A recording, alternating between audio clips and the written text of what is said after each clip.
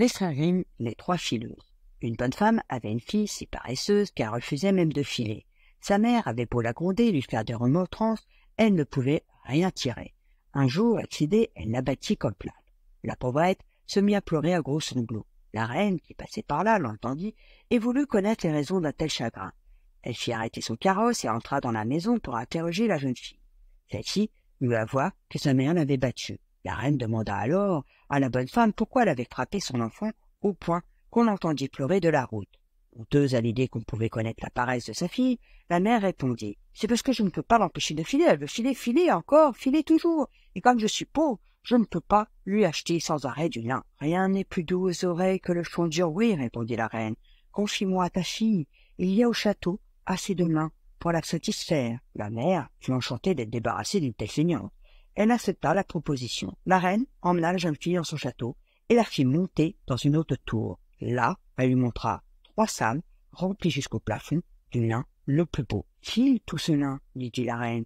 Lorsque tu auras terminé ta tâche, je te donnerai mon fils aîné en mariage. Je ne crains pas ta pauvreté, puisque tu as un tel cœur à l'ouvrage. Cela vaut bien une dot. » La jeune fille prit peur. Elle était incapable de filer le lin, puisqu'elle ne savait que rester assise sans rien faire.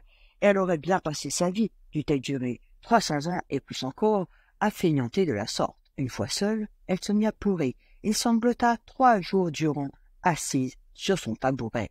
Le 3e jour, la reine vint lui rendre visite et s'étonna de ce qu'elle n'avait toujours rien filé. La paresseuse donna pour excuse le chagrin profond qu'elle éprouvait d'être séparée de sa mère. Cette preuve d'amour filial toucha la reine, qui ne la gronda pas. « Mais, lui dit-elle, il faut te mettre à l'ouvrage. » Des 2 mains, à nouveau seule, la jeune fille se demanda avec angoisse comment elle pouvait bien se tirer de cette épreuve. Elle s'accouda à la fenêtre et se laissa aller à sa tristesse et à ses larmes. Elle vit alors approcher 3 femmes affreusement laides et difformes. La première avait un pied plus large que l'autre et elle le mouvait avec peine. La seconde montrait une lèvre inférieure si allongée qu'elle lui recouvrait le menton. Quant à la 3e, l'un de ses pouces était tout aplati.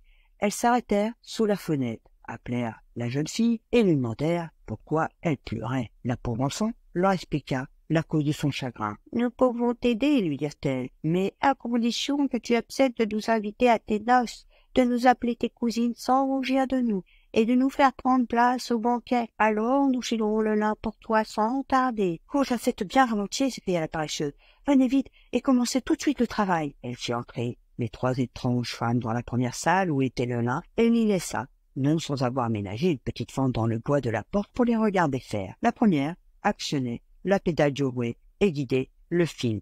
La seconde l'humectait de sa salive et la 3e le bobinait et le cassait d'un coup de pouce sur le rebord de la tablette. À chaque coup de pouce tombait une bobine pleine du fil le plus fin qu'on put imaginer. Lorsque la reine vint, la jeune fille se garda de la laisser rencontrer les fileuses. Elle lui montra seulement l'amoncellement des bobines et la reine ne tarit pas d'éloges. Après avoir filé le lin de la première salle, les femmes passèrent dans la seconde, puis dans la 3e, et très rapidement, elles vinrent à bout de tout l'ouvrage. Alors les 3 fileuses prirent congé de la jeune fille. « N'oublie pas ce que tu nous as promis, cela te portera bonheur. » Lorsque les jeunes filles montrèrent à la reine les 3 salles déblayées et le monceau de bobines filées, la reine fit préparer les noces. Le jeune prince se félicitait d'épouser une femme si habile et si diligente, et il ne cessait de chanter ses louanges. « J'ai 3 cousines, » dit la jeune fille, « elles ont été très bonnes pour moi. Et je voudrais qu'elles partagent mon bonheur. Permettez-moi donc de les inviter à notre mariage et de les faire asseoir à notre table. »« Quelle raison avons-nous de nous y opposer ?» répondirent la reine et son fils. Aussi, le jour des noces, les 3 fileuses parurent-elles au milieu de l'assemblée.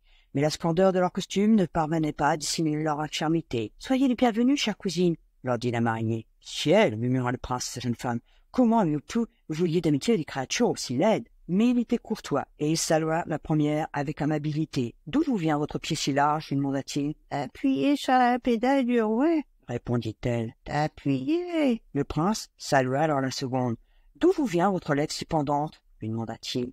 « Humectez le fil, » répondit-elle. « Humectez. » Alors le prince demanda à la 3e. « D'où vous vient votre pouce épaté ?»« De bobiner le lin, » répondit-elle. « De bobiner. » Le prince fut épouvanté de voir les difformités qui menaçaient sa jeune femme si elle continuait à filer comme il croyait qu'elle l'avait fait jusqu'ici. « Ma belle épouse ne touchera plus jamais au rouet, » déclara-t-il.